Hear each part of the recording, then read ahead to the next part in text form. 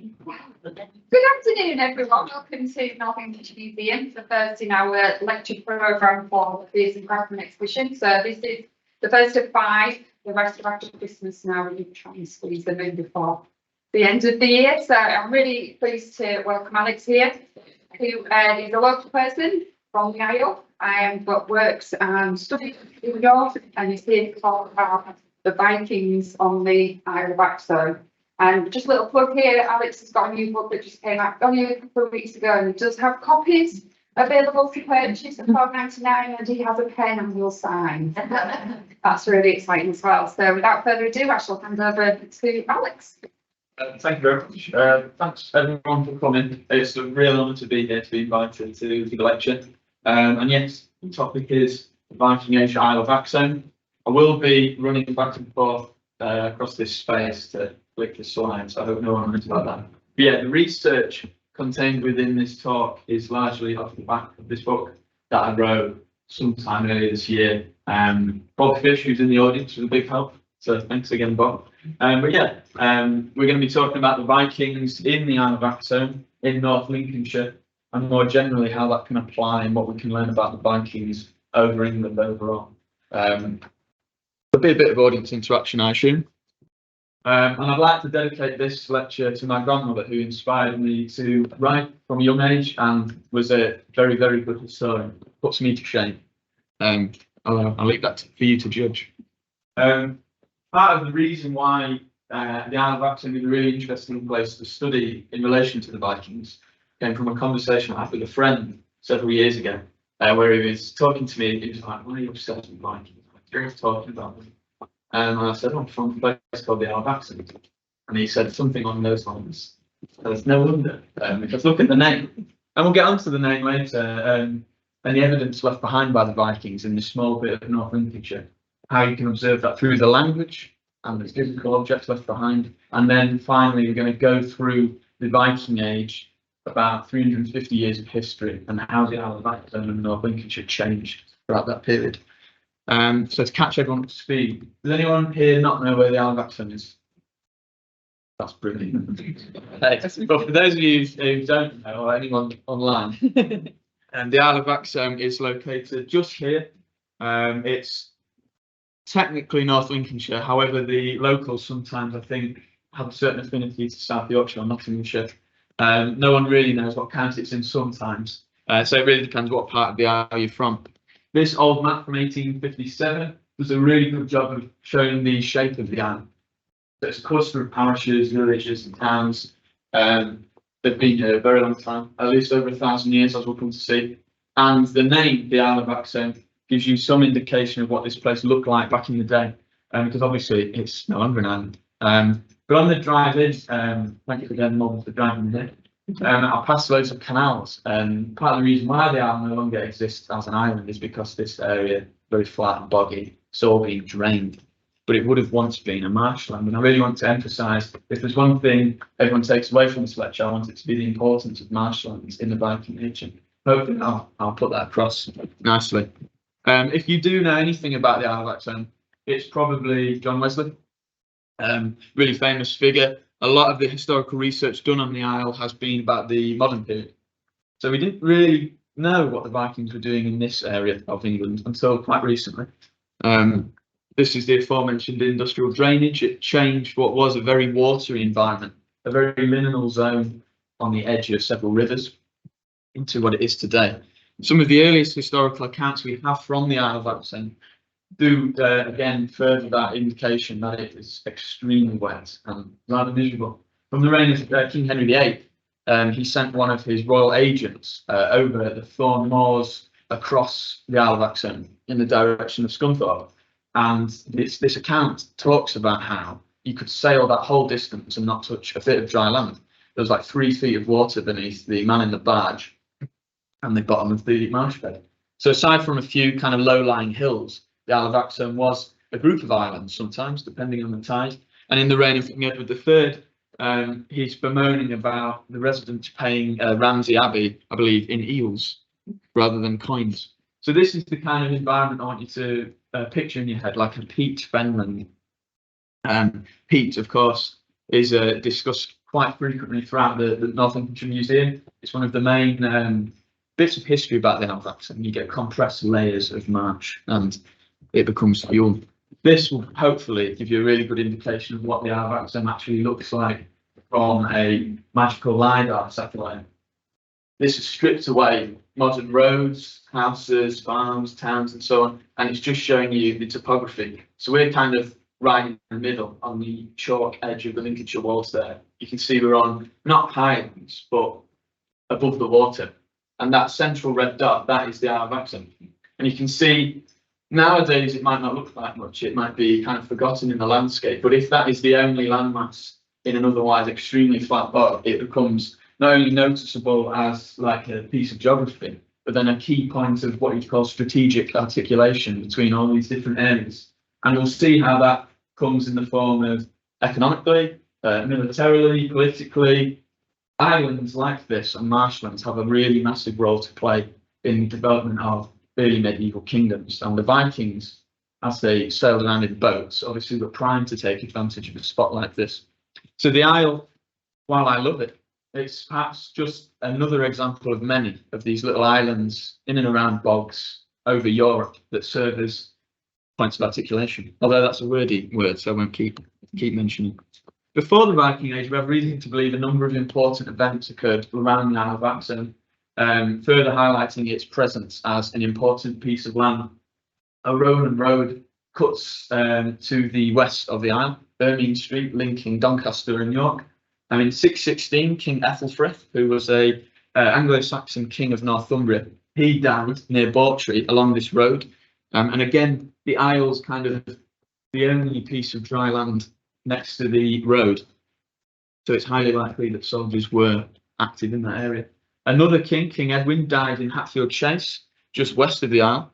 And there's reason to believe that the Battle of the River Trent, in which Mercia, another Anglo-Saxon kingdom, defeated Northumbria, took place to the east of the Isle. So the Isle, again, very central.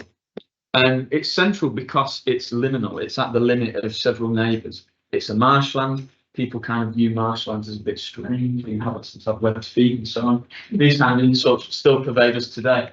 But by being on the edges of multiple territories, you are therefore at the centre of all of this traffic, trade and networking. Some of these maps that I drew myself, I hope you like them, further highlight kind of the changing in the coastline, the shape of the coast of England. I want you to draw a particular highlight to the middle map there, which shows Lindsey. That's roughly Lincolnshire. And you'll notice that it looks very different to what it does today. This entire kind of central eastern coastline of England was extremely boggy. So several rivers like the Trent that are nowadays tidally locked would have been at one with the tide. They would have risen and fell. Same with the Ouse as well. So all the Vale of York area, this kind of region. The sea thus cut into the land and created a wider web of areas where ships could go. And this isn't just the case with England. A key point of kind of comparanda to the Isle of Axholme is the Netherlands, which in the early medieval period was called Frisia. So by analysing what the Vikings were doing in Frisia, how they were using marshlands to their advantage, you can kind of get an impression of what they're doing in North Lincolnshire as well. And again, this is the kind of habitat I want you to be imagining. Looks pretty nasty. Would you want to walk through that? No. You'd get all that muddy water coming over your boots. Anyone who's been hiking in the Yorkshire Dales can tell you that. But if you're in a boat, suddenly this barrier becomes a bridge, for lack of a better word. Not a bridge over the marshland, but the marshland acting as a bridge connecting things. One of the best visualizations of this came from a chap called Max Adams, and he visualized oceans and rivers and marshlands as an abstract linking of points. So imagine you're in a Viking longship, you're in Denmark, and you think, I really want to get to Flixborough. How do I get there? They didn't really have maps, so it'd just be, all right, we'll just sail this river, that will link you up to the North Sea, and then you've got a number of changeover stations where you can get to Flixborough. In this regard, very similar to the London Underground or New York Metro or so on. And the Isle of Axholme, as an island in the middle of a marsh, was a changeover station. So from the Isle, you could get to Flixborough, as I just mentioned, which we'll get onto later. You could get to the Roman fort at Doncaster. You could sail along the Humber to the trading point at Brough or Wintringham. All these areas with Roman villas that were thus later Anglo-Saxon centres of importance and principally money. which is obviously one of the key things Vikings did. Did a lot of killing, stealing, but also in the spirit of the fearsome craftsman exhibition, crafting, trading, much more peaceful things as well. These coins are called sjatters or shatters, and they're a transferable North Sea currency that you find all over England, the Netherlands, Denmark, and so on. As we'll get onto later, these have a very special relationship with North Lincolnshire, but that'll be a surprise for later on. And this trade's happening all the time. People from Frisia coming over to England, and they're finding that these boglands are very similar. So again, the style of life is the same, and how Vikings used these marshlands remains very consistent throughout. But what evidence did the Vikings leave behind in Axholme? I've already gone over the name, and it's very fantasy-esque connotations. It first appears in the vernacular in 1115, so just kind of shy of the Viking Age, just after, as Haxeholm, and a name using the study called toponymy, which is the study of place names. You can break down and do something called back mutation to language to work out what the original spelling is and what language groups influenced it. Someone who works at North Lincolnshire Museum, Catherine Bullen, has been really instrumental in looking at the history of the language of the Isle of Axholme in particular. And what she's assessed is that it's what's called a stratified name. 3 different language groups have influenced why the Isle of Axholme is called as it does. The middle one, EY, that's Old English, that's Anglo-Saxon for island, and home is Old Norse for island. So you've got watery island, island, and then that was further added to by the prefix of Isle of. So it's the Isle of Watery Island, island. So again, I know I keep mentioning the importance of marshlands, but I wanted to just picture cold, boggy, misery, etc. shouldn't about it, then you can speed along. Some internal place names in the Isle. I won't go through all of them, but you can see we've got quite a nice selection in and around the Isle that have Old Norse origins. Holdenby, for instance, Halfdan's farm. Any place name with a by suffix is Old Norse for farmstead. And there are loads of examples. Scunthorpe's quite funny, Skoomer's farm.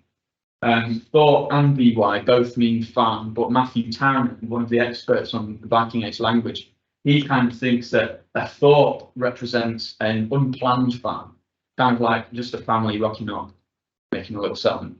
Whereas these BYs, these form a network of small farms that are all trading with one another. So Scunthorpe in the early medieval period was kind of the opposite to what it is today. Whereas in the modern period, it took on the role as like a centre of industry with the steelworks. In the Viking Age, it was actually Flixborough that was the centre of commerce. Scunthorpe was kind of Skoomer's farm. Don't go over there, it's just Skoomer. One of the probably coolest examples of an Old Norse influenced word is Eargor, which has uses in the early modern period describing the tidal bores and whirlpools of the River Trent, very treacherous waters that impacted the Isle of Axholme until it was drained. This might come from the Old Norse god of the sea, Ergi, or one of the various sea deities.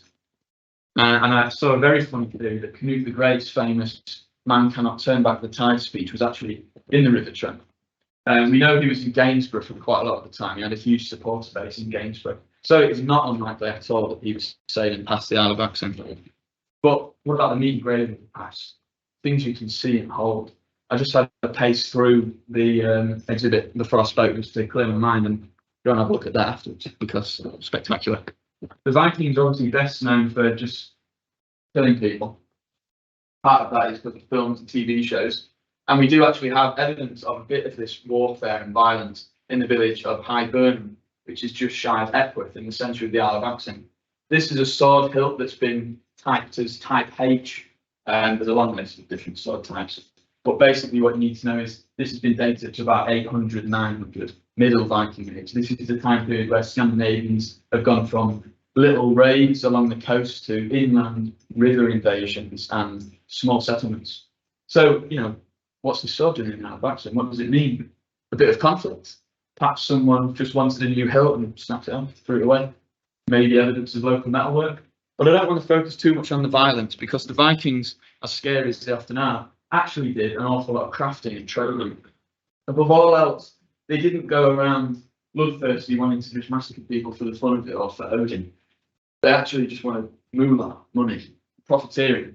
And if the Viking could retreat from the fight and earn some cash, then that would be better than dying nobly in battle, which is one of the great misgivings of pop culture depictions. And look how many spindle whorls we get in the Isle of Axholme. Look how similar they all look. These were used for weaving. This is a very common item. The Vikings didn't invent a spindle whorl. They used it to weave and weft and make fabric. And you see loads of them, especially centered around Epworth.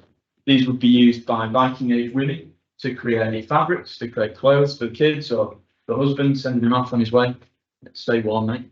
And then an arrow goes through in Dublin. And normally you find spindle whorls in what's called pit houses, small kind of Viking Age sheds where people lived. There's not been too many excavations around the Isle of Axholme. We know that there were some Anglo-Saxon pit houses in Belgium, for instance, but as far as Epworth goes, we're not sure. A lot of these structures were built from wood, and with the increase in agriculture, especially in the pea cutting age, all of that's kind of plowed over. There are lots of earthworks that did exist near Epworth, Oaston Ferry, around the Isle of Axholme that are no longer with us.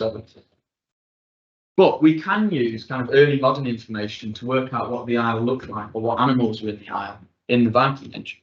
Prior to drainage, a 1602 census of the Hatfield landscape indicated that red deer were extraordinarily prolific. And so this piece of worked antler that's probably going to be turned into a comb by a Viking is probably from red deer. Or perhaps super deer, if you want to guess. But what do you do with these things that you make? You're a Scandinavian, just settled in England. It's the middle of the Viking Age. You're back hurts, you don't want to go out fighting, so you want to buy something for the missus, maybe. Use a trading weight, or you use kind of raw bits of silver to barter and haggle with people. But how do you know that the silver someone has given you is pure silver? Then you weigh it.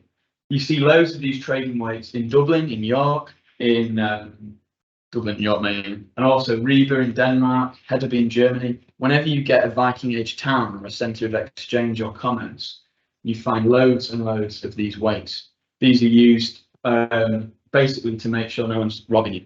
If someone gives you a bit of silver and it, hold on, this doesn't quite weigh the same as my silver weight, then you know that it's zinc or something else, and then it's time to bring out the weapons. And you see a few of these copper alloy trading weights as well around the Isle of Axholme, as well as gaming pieces. You know, you want to pass the time. Some comparanda for this gaming piece, particularly, would be ones from the East Midlands, which was an area of gaming settlement, heavily Scandinavianised, for lack of a better word, part of England, and also these ones from Bergen, which is a really rich, wealthy Swedish trading station in the Viking Age. So the Isle of Axholme, you know, it's got these international links through similar material appearing. So where you see the trading weights in Bergen, you can guess that there are loads of traders, of course. So one trading weight, or gaming piece rather, in the Isle of Axholme, similar things are happening. Gaming pieces have been really convincingly argued to be evidence of Viking armies. All the lads coming together, a huge raiding group, and to better plan potential new battles, their frontline defences and so on. They're using these gaming pieces to move around figures on the board and so on. There's loads more Viking Age finds. I can go on for ages. I love talking about Vikings. These strap ends all display different artistic motifs from across the Viking Age world. The urn style, for instance, very popular in Canute the Great's reign. So this is kind of late Viking. And you've got individuals walking around the Isle of Axholme wearing a belt similar to mine, but on the end of it is nice bit of shape. And this kind of expression of identity, you're a bit like owning a Gucci handbag today. You want to become one with a wider metropolitan world. Yeah, I've got a Gucci handbag. So that demonstrates that wealth. Similarly, having a recognisable style, and there are loads of artistic styles across the Viking Age, strikes you out as someone in a crowd. You then go, yeah, I've got an urn style belt. Someone makes them really well in Misterton. Go check them out. Some other examples of art styles: the Borough style brooch found in the Isle of Axholme. Another urn style. I don't know why those two are drawings specifically, but they're all from the Portable Antiquities scheme. More evidence of this urn style, you know, it's present in the scrapping. It's also present on stave churches from the very late and post-Viking Age, and also rune stones in Sweden. Kevin Lakey, who I suppose a couple of people from North Lincolnshire might be familiar with, he's one of the seminal experts of this area. He's argued that the style present on this strap end is like an English version of a Norwegian art style. So again, it's like an insular edit to an international style. I want to make it unique. I want it to say something about me as a person, so I'm going to edit my little belt. And these tiny tidbits of identity come through in the Viking Age particularly because there's so much crisscrossing traffic of people owing to their superior maritime technology. More examples. I can keep going. What are you going to pay for these things? We've already mentioned trading weights and using kind of offcuts of silver, making sure it's not zinc and you're not being robbed. But in the later Viking Age, especially as Anglo-Saxon became more of an Anglo-Scandinavian England, you start to get the proliferation of Scandinavian rulers minting their own coins.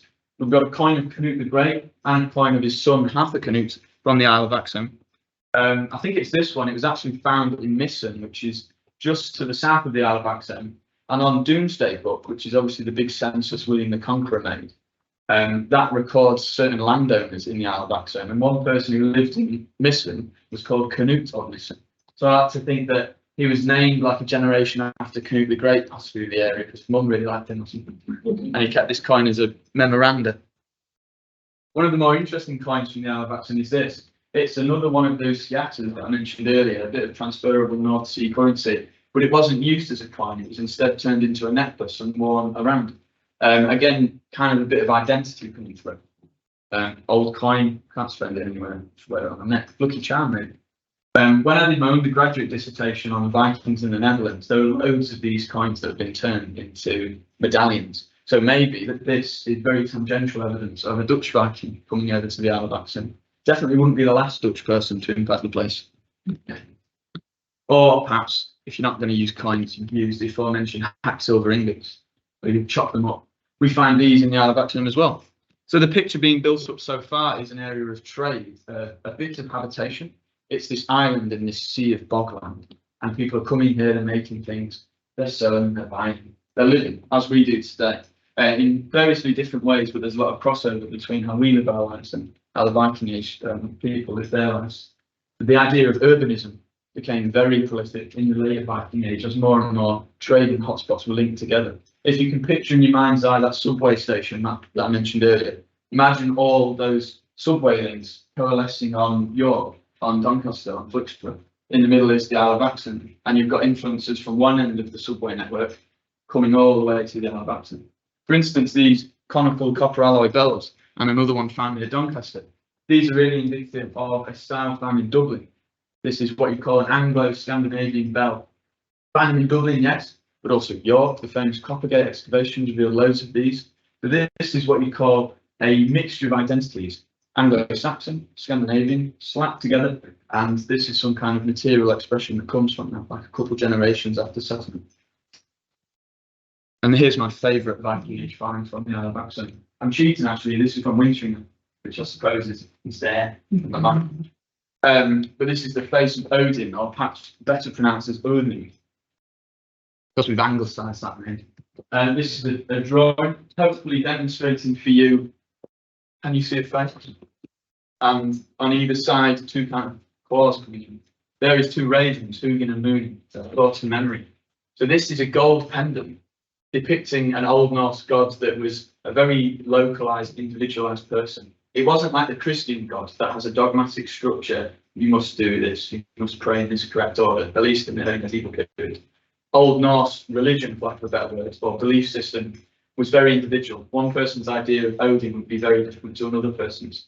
So to codify that and to put it on a piece of jewellery is like, this is my guy. He's looking out for me. I love it's in gold.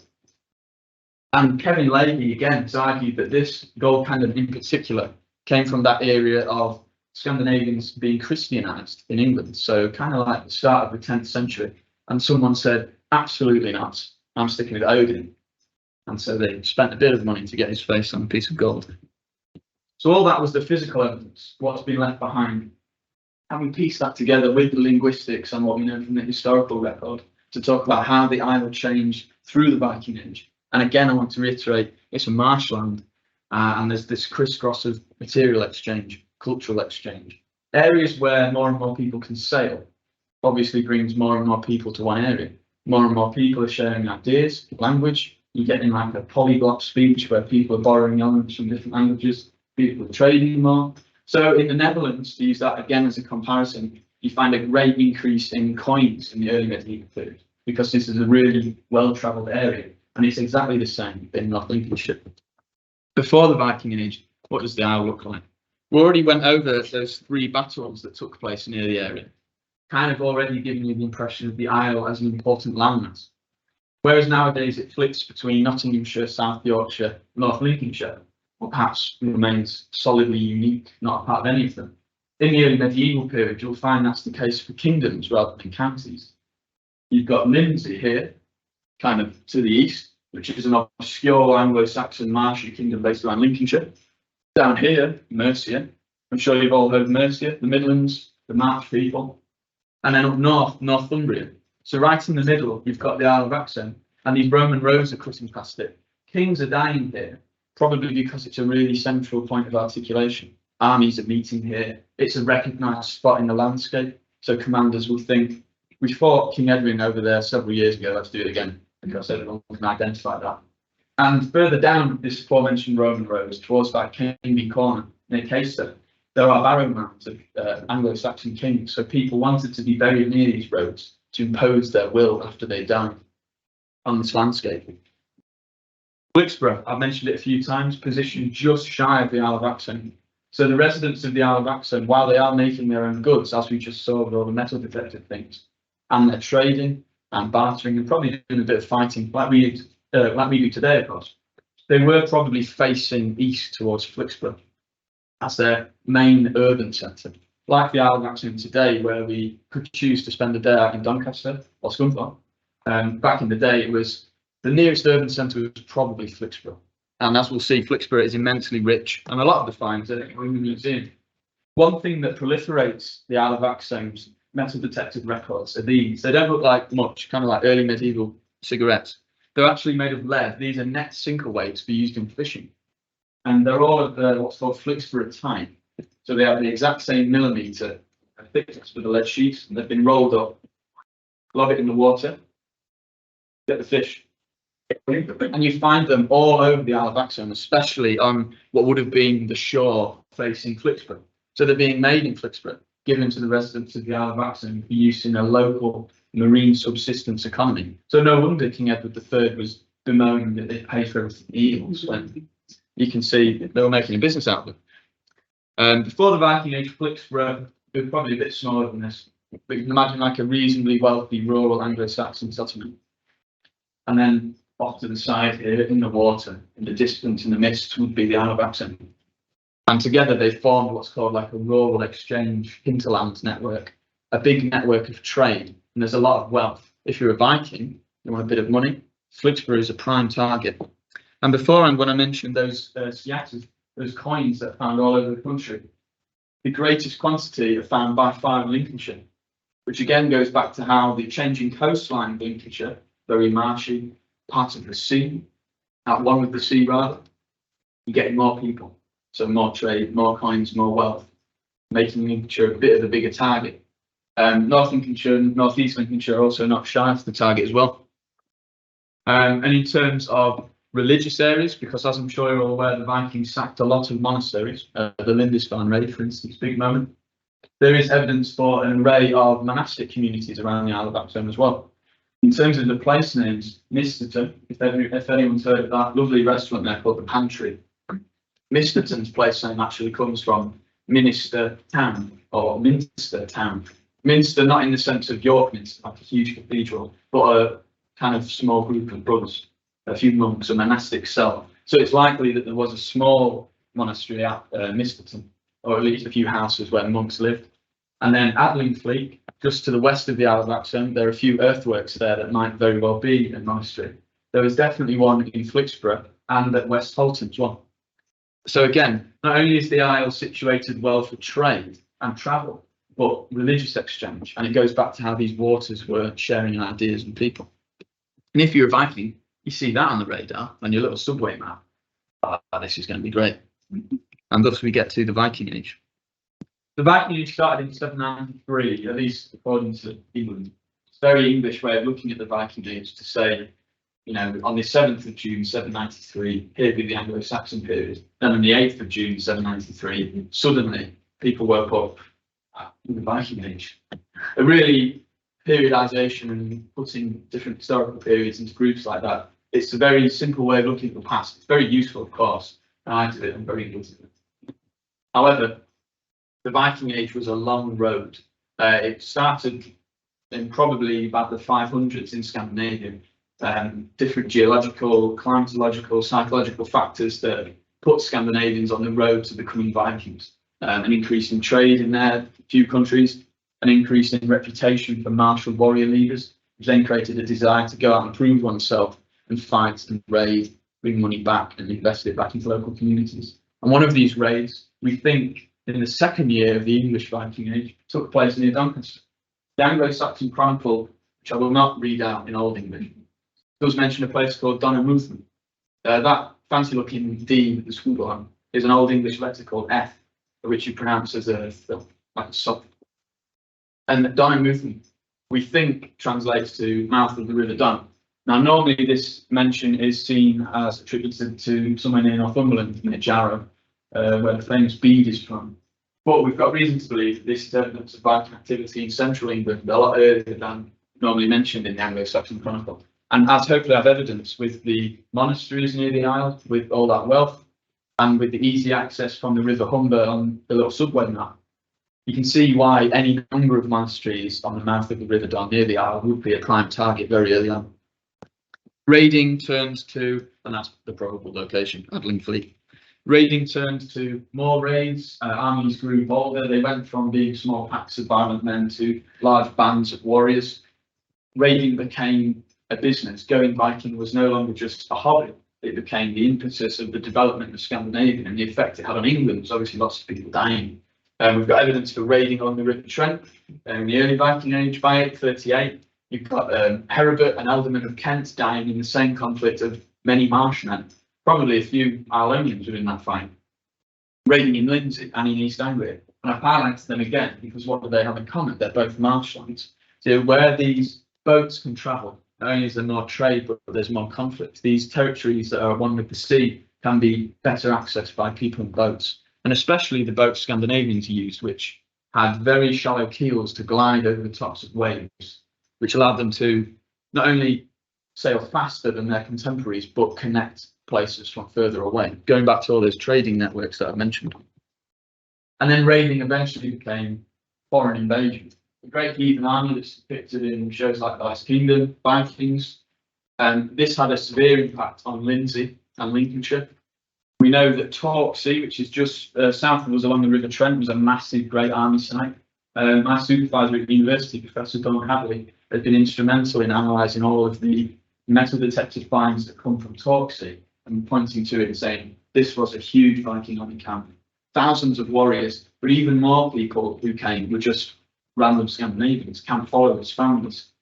So a Viking army is more like a mobile kingdom, basically. And you can imagine a mobile kingdom today ravaging up and down Lincolnshire. It wouldn't be very good for us who already lived there.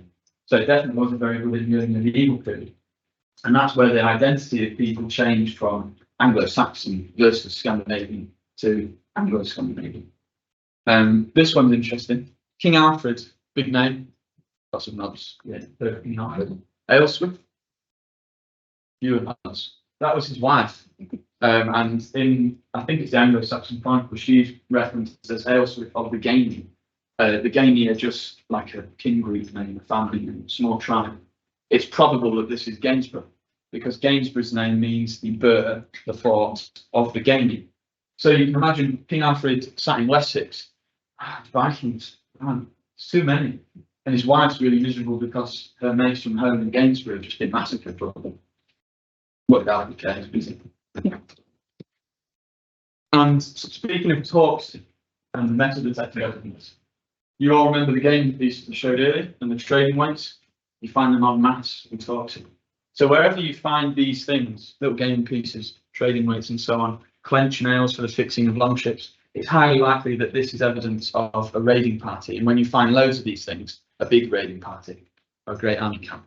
So Torksey is just south of us in the Isle of Axholme. And along the River Trent in Derbyshire, you've got loads of these smaller camps where like splinter offshoots of the big great army went off to tiny little camps. And that's where you find fewer of those trading weights and game pieces. Just remind you what they look like. And the Isle of Axholme has been argued very convincingly by Shane McGlade in a recent volume as being one of these temporary army camps. So not a big one, not like York or Torksey, but somewhere between them. So you go back to that subway network. Torksey's like King's Cross, and the Isle of Axholme in this analogy is, I don't know, I haven't been to London recently, but one of the less good ones. And Flixborough, of course, it's next to the Isle of Axholme. One thing we're really blessed with Flixborough through the excavations in the 1989 and 1991 was that it revealed an unbroken occupation chain. So we have evidence of how people lived at the site from 550 all the way up beyond this into like 1400s. So we can see year by year how people lived their lives and how that changed. So obviously for our interest, the Viking Age covers these two phases. So when you're in Flixborough phase 4, 800 to 875, Viking attacks are on the increase, and you have a layer of burnt ash that appears in the excavated layers. It was argued by the person who wrote the excavation report that this is probably evidence of increased kiln activity, people smelting pottery, but it's too tempting to say that that is probably a Viking army attack. Burning houses, it would create a layer of fine ash, and what comes after this layer? Horse bones. Who's eating horses? It's not Christians. You also see later on an increase in the production of these, which are styli. These are used for writing on wax tablets. There are only 105 of these in England. 22 of them are found all in Flixborough, which is the single biggest collection anywhere. Flixborough is unparalleled. It's the wealthiest Anglo-Saxon settlement site I think we've ever found in the country. It was massive as well. So again, very tempting to raid. But why were these being made if Vikings allegedly took over Flixborough? Do you associate Vikings with creating nice pieces of illuminated paper? Probably not. Although they did with the sagas, of course, later on. The increase of production is probably attributed to the later economic boom that Flixborough had after Vikings settled, which we'll get onto. By the end of Flixborough's occupation sequence, you have evidence of bottlenose dolphins, minke whales, and even a solitary orca bone. This is a huge collection of cetacean remains, marine mammals, whales, dolphins, and so on. There were probably loads of fish bones as well, but these don't preserve very well. But, you know, all these whale bones, this isn't evidence of a few beached whales. Oh, nice. Oh, that. It's just kind of opportunistic scavenging. The royal sponsored whaling venture. Whales are being hunted en masse near Flixborough along the river Trent and Humber. Why? We have a few documents from the early medieval period that talk about the hunting of whales and how it was very difficult. And I ask you, who in the early medieval period is a master sailor? What collection of kingdoms, polities, and people had a lifestyle that belonged to the sea? Scandinavian, of course. It's developed a rich shipbuilding tradition through the Viking Age, which is why they were able to raid using lovely longships like this. And so catching whales, and while the whale remains appear after kind of the Vikings presumably take over Flixborough, might very well be indicative of a Scandinavian presence. This is where the Isle of Axholme sits in relation to them. So you can imagine all that flat, low-lying area, similar to the Vale of York, just north of the visualization we've got there. The tide's a bit high, the sea level's a bit high, animals are swimming in, whales and so on. How you'd hunt a whale, I'm not advising you do this, is if you don't have a harpoon, of course, you take them into what's called a whale drive. You corral a whale or a pod of whales using ships into an area of shallow water. Areas of shallow water were all around the Isle of Axholme. And so in relation to Flixborough, which I know is not technically in the Isle serves as the key, again, strategic point of articulation in this grand boggy environment. In this regard, it's a whaling point of articulation. So what about all this evidence? What does it mean? Horses, horse flesh being consumed by non-Christian people immediately after a layer of ash appears, probably Scandinavian pagans. I ask you to picture that Odin pendant once again, which was found nearby at Wintering Inn. You've got that layer of burnt ash that I mentioned, an increase in wealth at the site.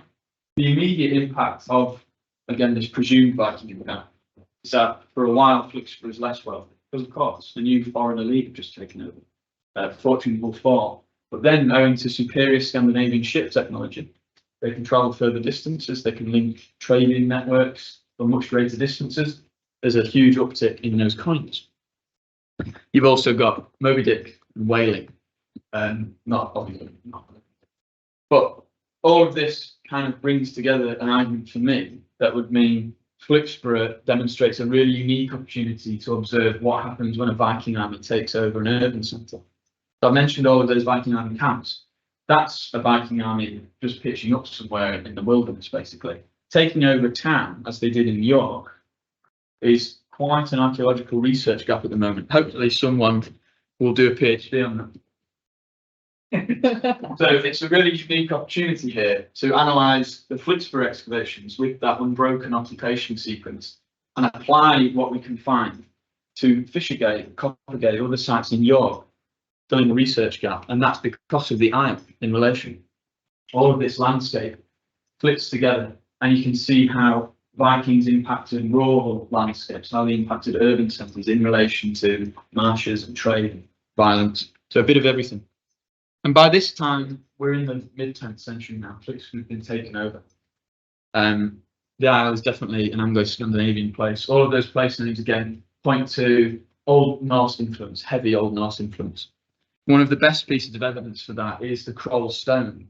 This is an Anglo-Saxon cross shaft from St Oswald's Church in Kroll, which is kind of in the centre of the Isle. And it's been argued convincingly to be dated to the Danelaw period, it's kind of mid-10th century. This is a piece of stonework expression blending Anglo-Saxon ideas and art and Old Norse or Viking ideas and art. Some of the things I want to draw attention to. You've got here a bit of Old English runic script that we think translates as Port's Beacon. Nice. This figure here riding a horse that has been argued to be Sigurd the Dragon Slayer. This is a Swedish folk hero from the pre-Viking Age. These knot motifs here, they might be the Strafford knot, which you'd find on like the Ashburn cross, other Anglo-Saxon / Scandinavian cross shafts. Or it could be the Celtic knot, which you find on significantly earlier stonework. And that would be not evidence of Vikings in this case, but Irish migrants in the pre-Viking Age. And that celestial kind of whirly sun disk at the top there is definitely not normally associated with the Viking Age. That's a Celtic motif, if you like. So there are some debates of how you can date the Kroll stone. I do go into it in more detail, but it will cost you £12.99. So as we go into the late Viking Age, how is it changing even more? The Anglo-Saxon Chronicle, more raiding in Lindsey. God, it's a bit tiring, isn't it? You'd hate to live there. Or maybe not, because when Canute the Great and his dad Sweyn Forkbeard came with their huge Danish army, they rallied at Gainsborough. And they mustered a huge force there, and men from Lindsey helped them out. We know that horses from Lindsey were instrumental in Canute the Great's later battles against the English and his ultimate conquest of England. He became king, of course, and this occurred in the Isle of Axholme. This is a massive piece of history, and it's in this tiny, basically backwater place of North Lincolnshire. Who would have thought it? Canute eventually, as I said, became king of England, and in doing so, a very violent process, a lot of battles. The ealdorman Godwin of Lindsey died fighting for Canute. So although this is technically an Anglo-Scandinavian kingdom, we see here that they're allying with Vikings, they're allying with Scandinavians, and a large part of that is because of previous ways of settlement. The identity of the place has changed. Cross-cultural pollination and other big words like that. At the very end of the Viking Age, and this is one of my favourite mentions, we hear of Tostig Godwinson raiding Lindsey. Tostig Godwinson, anyone heard of him? A few nods. Howell's the Driver.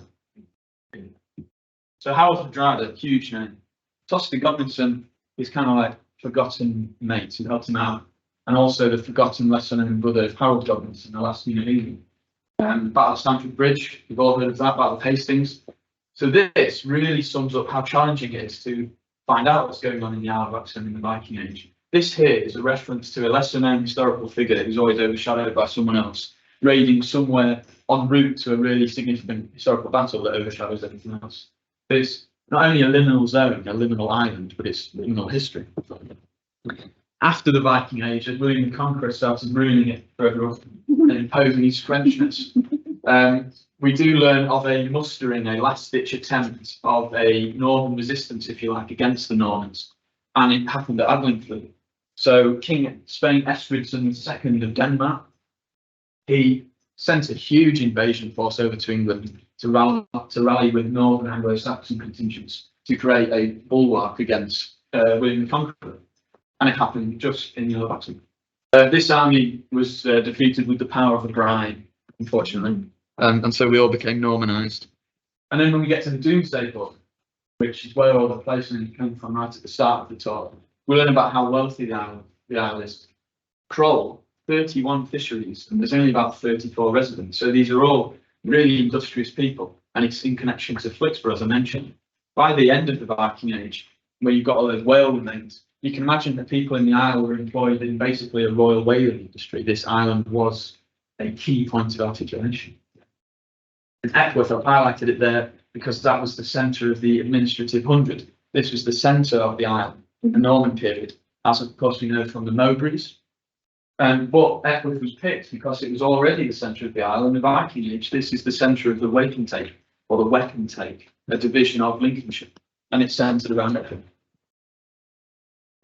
And finally, I'd like to talk about canoes of Missing, that classic fan of canoes that I'm sure everyone's familiar with now. These are just a few names of landholders in the Isle of Axholme after the Viking Age, and you can see heavily Scandinavian influence. Some of the ones not listed here, like Earl Seward, Barn of Haxeholm. Seward, of course, comes from Sigurd, which is Old Swedish. So what I've really wanted to make clear here is that the Isle as an island was central to military strategy. It was central to trade and commerce. It was central to hunting, and in all of that, a greater spread of ideas. And I hope I've really beaten you over the head with how important marshlands are in the Viking Age. They've always been important in the early medieval period. So often they're viewed as strange areas. But if you're in a boat, like I said, or if you already live in a marshland, you're at the centre of everything. You're not on the edge. Here's a collection of select references. Catherine Bullen, I'd like to really thank, because she is doing a PhD on the Isle of Axholme's placement. That will be coming out soon, so definitely check out. And then some experts of early medieval North Lincolnshire. Thank you very much for listening. And if you'd like to know more, of course, there's that, but also another one. We're 15%. Yeah. So thank you very much. Thank you both.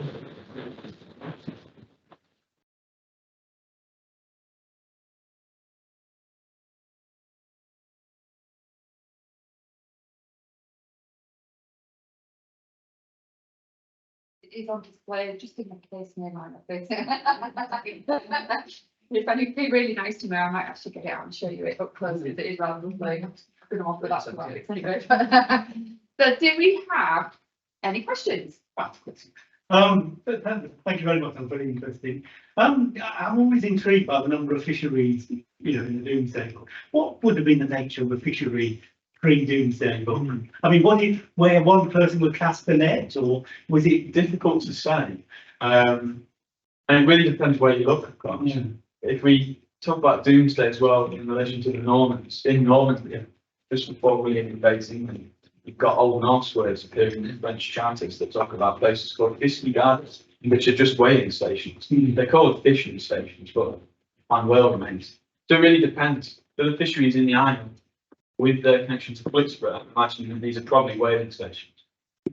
They have small boats clustered around the jetty's edge, or just moored on shore, and cruise people from Kroll, for instance, going out and driving whales into shallower areas, killing them, sailing them to Flixborough to deposit the remains or to pay tax. You hear about eels being used to pay tax in the later medieval period. It's probably very similar in the early medieval period. So yeah, what a fishery would look like. A cluster of muddy looking buildings like much of the medieval period, but extremely wealthy. The Isle today, as I kept saying, it's kind of a forgotten corner of England. But in the early medieval period, it's clearly quite wealthy, as is all of Lincolnshire, which is something I think we should all be very proud of as Lincolnshire born. I hope that answers your question. Yeah. Just to think about the Isle now, I mean, we think of it as being the area it is. Of course, at your time, all the Isle of Axholme was just the pimples of land that stood above the marsh. That's the Isle of Axholme. The Isle of Axholme today, on the left-hand side, on the western side, that part of the island is called Levels. Yeah. Because it was under strain, it became the level land. And the bit between the River Trent and the archipelago, it's called Riverside or Trentside. So today's Axholme is basically the big Axholme, but it's still split into three different western side as well, of course. Yes. And there's also the Soss and rental car, all of these place names around the I island. find it's the word soft. Do you know where It's also Sass from the Dutch name for a lock, because the location of the lock at the time of the drainage. I know You find all the early maps. you are up on the It's in John Johnston's place names of the island, 1886, I think that was. Yeah. So we have Catherine Bullen is actually watching from home and Oh, has hi, has a question, I believe. No, it's not a question. Do you want to read it out? I made it loud. She says, always a good idea to refer for up-to-date place name reference material, University of Nottingham online for main settlement names. And she shared the link and ask an expert. Oh, what's this word? I'll delegate any place name questions. to you. Eponymous, is it? Based on early runs of spellings and how language develops and motivation for naming. Thank you, Catherine.